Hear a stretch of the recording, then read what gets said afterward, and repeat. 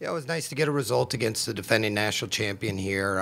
We had a bit of a weather delay with things going on with both the women's game and our game, but to come out and pitch a shutout against Maryland, who we know is a high octane offense, as I talk about barometers, it was nice to see. We lost to Marquette midweek. Probably the best thing, though, is we were able to get a couple of our injured players back. Both our forwards were able to play significant minutes against Maryland. And while maybe not completely game sharp, they definitely gave us an added punch going forward. We were probably close to our season high in shots. And so a lot of good growth again. It's going to be an interesting week. We always have a great battle against UW-Milwaukee, a lot of respect between the two programs. And then we're on the Big Ten Network again on Sunday afternoon against a team that's feeling good about themselves right now in Michigan State, coming off a big 3-0 win at Rutgers. So it'll be another test for our guys this week. Questions for Coach Trask? Jay? The last couple of weeks you've indicated you want to see some things straightened out, and you were going to let people know about it. Did you see some of those things become straightened out against Maryland specifically? Yeah, I think not just our individual, but our team defending was much more solid. I thought Dean Cowdrey, our goalkeeper, our senior goalkeeper, and our back line, they were resolute in their defending. Not to say there weren't any chances created by Maryland. They're a good team. But I thought we were a lot more solid. I thought the commitment needed. And sometimes the game will break where you just got to be able to put out a fire. You got to read the situation. You just got to make a play. You can script soccer quite a bit, but at the end of the day, it's 22 guys, and at some point in this game it was 21, have to figure out things on the go, and I think we're doing that at a much better level, and that's helping give us a chance to have some success. Brian? Having Noah and Andrew back, what do they bring your lineup specifically, John?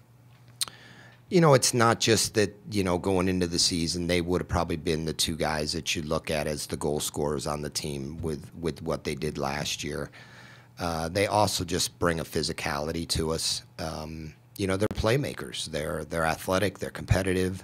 They enjoy playing with each other. Some of the movement that they have, the other team really has to react to that, and that allows the midfielders to be a little bit more comfortable, and definitely gives better outlets for our defenders to get the ball up the field and know that these two guys could just pull off a play.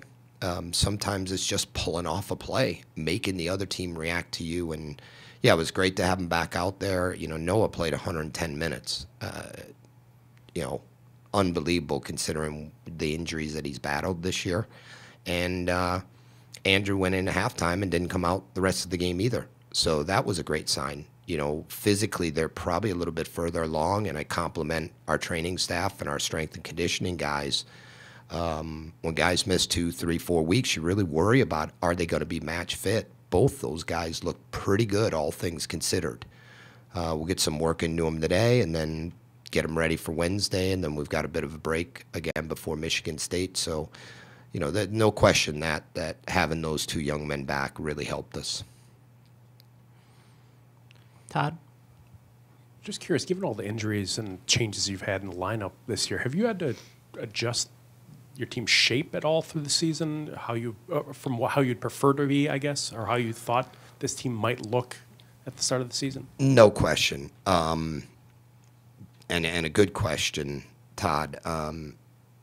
I'm not a massive believer in one shape. I think it's the personalities of players, and I think if you look at the world game, you'll hear a lot of people talk about, well, this team plays a 3-4-3 or this team plays. It's the personalities of your players. But, yes, we've had to shift our shape, and we're actually in discussions this week of what is that shape. Now that we have Andrew and Noah back, are we really ready to go into, what I would consider what we had hoped at the beginning of the year into a 4-4-2, kind of our base shape? Are we strong enough in the midfield to do that? Are we strong enough to do that for 90 minutes? When Maryland went down a man just before halftime, and they were in a 3-4-2, it made sense for us to match up. And at that point we called it a 4-3-1-2, but it was really a 4-4-2, we felt we could get enough pressure on their three backs, and they didn't have an extra midfielder. So it's a bit of a juggling act of are we going to be in one shape for 90 minutes? We would like to be a team that other teams have to adjust to. I'm not sure with where we're at as a group right now that we're not the one that have to make adjustments game to game.